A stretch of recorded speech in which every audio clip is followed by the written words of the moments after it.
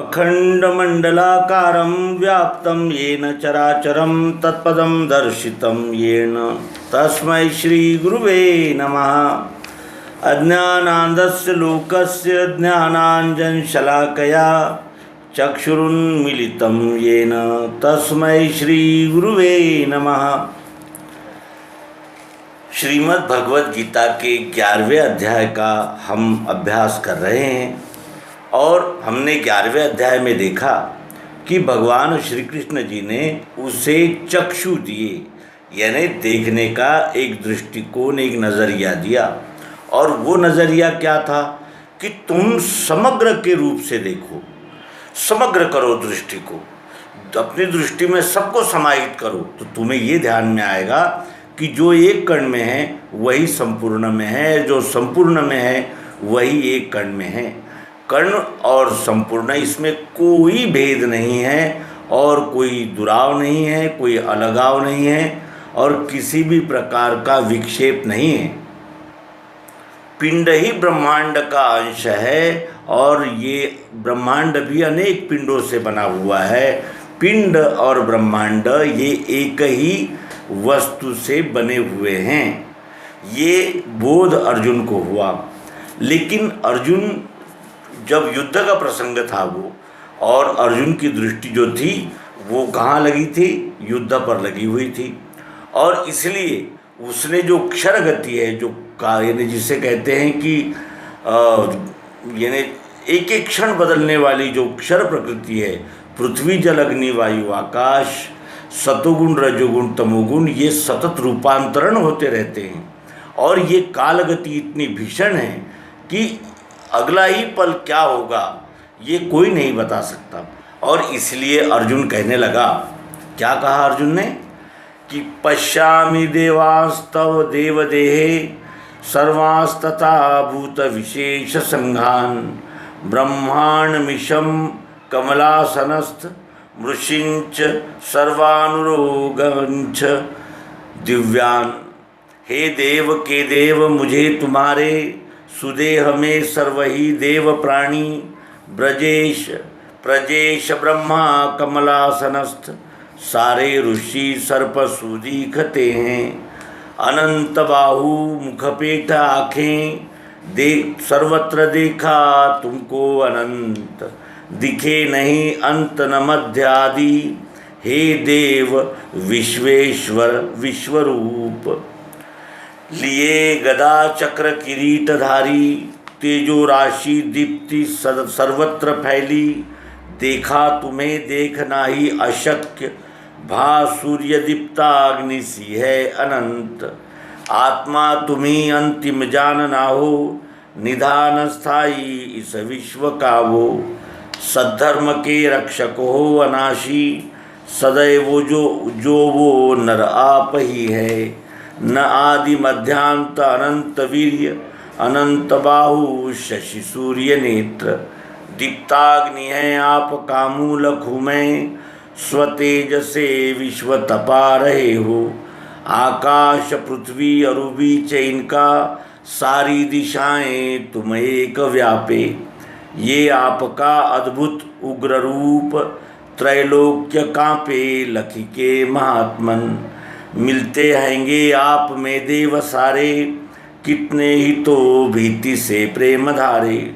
स्वस्ति ऐसे कह के स्तोत्र पाठ, करते हैंगे महर्षि सिद्ध संग। रुद्रादित्य वसु ही साध्य विश्वे, पुत्राश्वी के वायु के दास पुरखा। गंधर्व यक्षासुर सिद्ध संग, देखे तुम्हें सर्व आश्चर्य से ये। हैगा बड़ा नेत्र अनेक मुँह है, अनेक बाहु पद उरु भी है।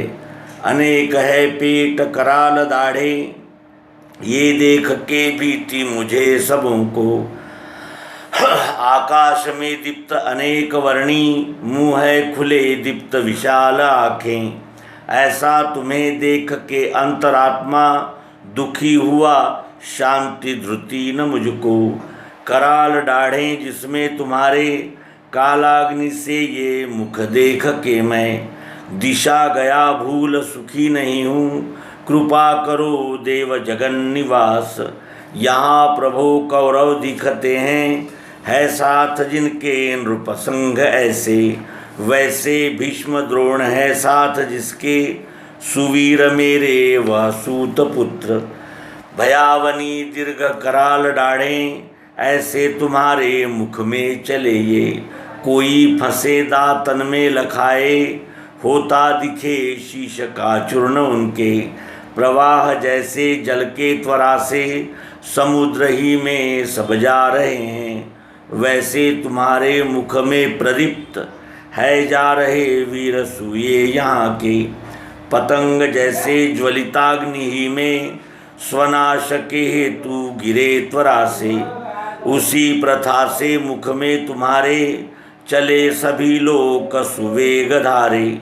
विष्णु मुखों से सब तेज वाले, खाके सभी लोग चबा रहे हो। स्वतेज से उग्र प्रभा तुम्हारी, व्यापे हुए विश्व तपा रही है। तुम कौन हो उग्र स्वरूप, मुझसे कहो नमो देव प्रसन्न हो के। जाना चाहूँ ही तुम आदि उसको, मिले नहीं है तू मुझे तुम्हारा। इस प्रकार अर्जुन ने वक्तव्य दिया है। और ये सारा वक्तव्य अगर ध्यानपूर्वक देखें तो पृथ्वी जल अग्नि वायु आकाश, सतोगुण रजोगुण तमोगुण, इनकी भयानक गति को ही अनुलक्षित करके हैं। और ये गति है और ये क्षर गति है। हम ही तो छोटे से थे, हम ही युवा हुए, हम ही प्रौढ़ हैं और हम ही अब बुढ़ापे की ओर चलेंगे। हम ही है, लेकिन ये स्थित्यंतर सतत होता ही रहता है। उत्पत्ति स्थिति लय का ये क्षर चक्र चलता ही रहता है। और इसको देखकर अर्जुन घबरा गया। अर्जुन ने देखा कि अरे ये क्या है, एक ओर से तो उत्पत्ति हो रही है, दूसरी ओर से आप ही आप लय होता चला जा रहा है। और ये कितना भीषण है कि यहाँ अगला ही पल अंधेरे में है, अगला ही पल कोई बता नहीं सकता। इतना ये अनिश्चित और सतत रूपांतरण होने वाला ये काल चक्र, ये क्षर है, ये वो जाना और घबराया। विश्वरूप के क्षराक्षर की गति काल स्वरूपी है, जिसमें वर्तमान भूत भविष्य स्वरूप तीनों अवस्थाएं हैं। इन तीनों अवस्थाओं में विश्व स्थित जगत की भी उत्पत्ति स्थिति व प्रलय होता रहता है। इसमें मनुष्य निमित्त मात्र है। इसी सिद्धांत का दिग्दर्शन उस समय में उपस्थित युद्ध परिणाम की ओर संकेत करते हुए करते हैं और कहते हैं कि दष्टा करालानि चते मुखानि, दृष्टवैव कालानल सन्निभानि। दिशो न जाने न लभे च शर्मं, प्रसीद देवेश जगन्निवास। इतना आपका ये काल रूप मुख है परमात्मा कि मैं दंग हो गया हूँ और अत्यंत बेचैन हो गया हूँ। ये काल गति है और कितनी तेजी से चल रही है और इसमें कुछ भी यानी बच नहीं रहा है और सब कुछ उसी में समाहित हो रहा है। इतना ये विराट आपका विकराल स्वरूप मैं देख रहा हूँ और मैं भूल गया हूँ सब कुछ और घबरा गया हूँ। क्यों? उसको एक क्रमशः हम देखने का प्रयास करेंगे कि अर्जुन कहता क्या है। वो कहता है कि हे देव के देव, मुझे तुम्हारे सुदेह में सर्व ही देव प्राणी, प्रजेश ब्रह्मा कमलासनस्थ, सारे ऋषि सर्पसु दिखते हैं। मुझे आप में सब कुछ दिख रहा है। इस विश्वरूप परमात्मा का जो आपने परिचय करा दिया निज रूप का, उसमें मुझे सब कुछ दिख रहा है। मुझे सभी देव प्राणी, प्रजेश ब्रह्मा, कमलासनस्थ यानी विष्णु, सारे ऋषि सर्प, सब कुछ आप में ही दिख रहा है। क्योंकि विश्व के बाहर तो कुछ है ही नहीं, यह विश्व ही तो सबका माता पिता है। अनंत बाहु मुखपेट आके इस विश्व में कितने हाथ होंगे, कितने मुख, कितने पेट, कितनी आंखें होगी। सर्वत्र देखा तुमको अनंत, जिधर भी देख रहा हूँ मुझे आप ही आप दिख रहे हो, दूसरा कोई यहाँ दिख ही नहीं रहा है। आप ही तो हो जो अनेक प्रकार से लीला कर रहे हो। यही पृथ्वी है जो अनेक रूपों से, अन्न धान्यों से हम प्राणी मात्र का रक्षण करती है, सेवा करती है, और वही पृथ्वी सूक्ष्म बनकर इस ज्ञानेंद्रिय में गंध बन जाती है। सब आप ही आप हो, आपके बाहर कुछ है ही नहीं और हो भी नहीं सकता। दिखे नहीं अंत न मध्यादि, हे देव विश्वेश्वर विश्वरूप। अनेक बाहुदर वक्त्र नेत्रम पश्यामि त्वां सर्वतोऽनंत रूपम, नान्तं न मध्यम न पुनस्तवादिम पश्यामि विश्वेश्वर विश्वरूप। वो कह रहा है कि मैं आपका अंत भी नहीं देख पा रहा हूँ, न मध्य न आदि। हे देव, हे विश्वेश्वर विश्वरूप। इस विश्व का आदि मध्य अंत कोई बता सकता है? क्योंकि विश्व हे अनादि है और हम आदि है। विश्व में ही लहरें, यानी जैसे जल में लहरें बबूले उठते हैं और जल में ही विलीन हो जाते हैं, उसी प्रकार ये जीव सृष्टि इसी विश्वरूप परमात्मा में उदय पाती है, उत्पत्ति होती है, स्थिति होती है और लय को प्राप्ति होती ही रहती है। उत्पत्ति स्थिति लय का ये अखंड चक्र यह विश्वरूप में स्वयंभू स्वयं संचालित चल रहा है। लिए गदा चक्र किरीटधारी, तेजो राशि दीप्ति सदत सर्वत्र फैली, देखा तुम्हें देखना ही अशक्य, भा सूर्य दीप्ताग्नि सी है अनंत। आत्मा तुम्ही अंतिम जान नावो हो, निदान स्थाई इस विश्व का हो। अगर तुम्ही आत्मा हो, यदि अंतिम जानना चाहें तो आत्मा तुम्ही हो, निदान स्थाई इस विश्व का हो। इस विश्व का मूल आप ही हो, सद्धर्म के रक्षक हो अनाशी। आप विश्वरूप परमात्मा सद्धर्म के रक्षक हो। सदैव जो वो नर आप ही है और सदैव हो वो नर आप ही है, अर्थात यह विश्वरूप परमात्मा ही सदैव रहने वाला अविनाशी अव्यय है। नादि मध्यांत अनंत वीर्य, अनंत बाहु शशि सूर्य नेत्र। आपको न आदि है, न मध्य है, न अंत है, अनंत वीर्य है, यानी ये सब ऐश्वर्य आपका ही तो है। उत्पत्ति स्थिति लय का ये जो चारों खानी और जड़ चेतन में जितना भी चक्र चल रहा है, जितना भी क्रीड़ा हो रही है, सब आप में ही तो हो रही है। अनंत बाहु, आपके हाथ अनंत है। सूर्य और शशि सूर्य नेत्रम, शशि अर्थात चंद्र और सूर्य आपकी आंखें हैं। इतना यानी उसको वो क्षरगति ध्यान में आ गई कि ये क्षरगति में ही सब कुछ है। और दीप्ताग्नि है मुँह आपका, मुँह लखू में स्वतेज से विश्व तपा रहे हो। दीप्ताग्नि जैसा आपका मुँह देख रहा हूँ मैं, और अपने स्वतेज से आप इस विश्व को तपा रहे हो। आदि भौतिक, आदि दैविक और आध्यात्मिक इन तीनों तापों को वो परमात्मा ही दे रहा है। ऐसी उसकी उग्र प्रभा है परमात्मा के क्षरगति की। मिलते हैंगे आप में देव सारे, कितने ही तो भीति से प्रेम धारे। स्वस्ति ऐसे कह के स्तोत्र पाठ, करते हैंगे महर्षि सिद्ध संग। रुद्रादित्य वसु ही साध्य विश्वे, पुत्राश्वी के वायु के दास पुरखा। गंधर्व यक्षासुर सिद्ध संग, देखे तुम्हें सर्व आश्चर्य से ये। आप विश्वरूप परमात्मा हो और ये सब आश्चर्य से देख रहे हैं। क्यों?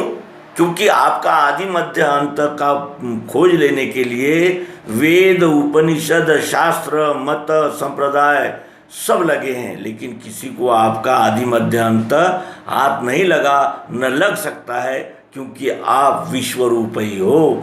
और सब कुछ विश्व के अंदर ही रहने से विश्वरूप परमात्मा को कोई नहीं जान सकता। वही जान सकता है जिससे सद्गुरु युक्ति की प्राप्ति होकर ये विश्वरूप ही परमात्मा है, ये एहसास हुआ, ये अनुभव हुआ, ये निश्चय हुआ। हैगा बड़ा नेत्र अनेक मुँह है, अनेक बाहु पदउरु भी है। अनेक है पेट कराल डाढ़ें, ये देख के भीति मुझे सबों को। आकाश में दीप्त अनेक वर्णी, मुँह है खुले दीप्त विशाल आँखें। ऐसा ऐसा तुम्हें देख के अंतरात्मा दुखी हुआ, शांति धृति न मुझको। ऐसा मैं आपको आपका ये विकराल अक्षर रूप देखकर घबरा गया हूँ और मैं दुखी हो गया हूँ और मुझे शांति और मेरा धीरज खो गया है। कराल डाढ़े जिसमें तुम्हारे, कालाग्नि से ये मुख देख के मैं दिशा गया भूल सुखी नहीं हूँ, कृपा करो देव जगन निवास। ये आपकी कराल डाढ़े हैं, इससे कोई नहीं बसता है यहाँ। ये जो जिसे परिवर्तन कहते हैं, रूपांतरण कहते हैं, शरीर का मृत्यु जिसे कहते हैं, ऐसा लग रहा है कि ये आपकी कराल डाढ़े हैं। ये अष्टधा प्रकृति जो उत्पत्ति स्थिति का स्वयंभू चक्र चल रहा है इसका। और ये कैसा है कि ये कालाग्नि है, जैसे कालाग्नि है जो भक्षण करने के लिए आपकी ये कराल डाढ़े मैं देख रहा हूँ। और सचमुच है ही विश्वरूप परमात्मा की ये जो क्षरगति है ये कैसी है, ये सतत चलने वाली एक प्रकार की प्रक्रिया है। अभी है कहते कहते ही वो बदल जाता है, इतनी इसका वेग, इतनी इसकी गति तेज है। और वो देखकर वो कहता है कि दिशा गया भूल सुखी नहीं हूँ, मैं दिशाएं भूल गया हूँ, मुझे विभ्रम हो गया है, मैं घबरा गया हूँ और कृपा सुखी नहीं हूँ। मुझे सुख यानी ऐसा जैसा दाह जैसा लग रहा है कि ये कितना विशाल और जैसे कालाग्नि जैसा आपका मुंह है कि जिसमें सब कुछ अंदर जा रहा है और चूर्ण हो रहा है। यहाँ प्रभु कौरव दिखते हैं, है साथ जिनके नृपसंग ऐसे, वैसे भीष्म द्रोण है साथ जिसके, सुवीर मेरे वह सूत पुत्र। वो बता रहा है कि देखो ये इस कालाग्नि के आपके कराल मुख में समाने के लिए ये सब इकट्ठा हो गए हैं। भयावनी दीर्घ कराल डाढ़े ऐसे तुम्हारे मुख में चले ये, कोई फंसे दातन में लखाए, होता दिखे शीश का चूर्ण उनके।